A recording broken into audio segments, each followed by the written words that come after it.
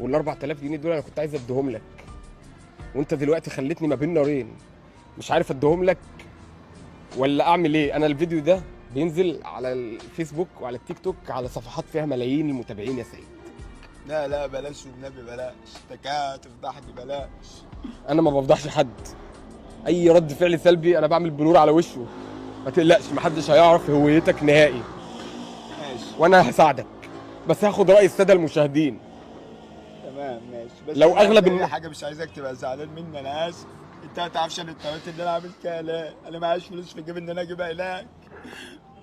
بص يا سيد، انا باخد راي الساده المشاهدين، لو انتوا شايفين ان الراجل ده يستحق قولوا لي في التعليقات، واكتبوا لي في التعليقات، لو هو يستحق هنديله الفلوس، لو ما يستحقش قولوا لي لا هو ما يستحقش، وانا معلش هاخد برايهم، اكتبوا في التعليقات.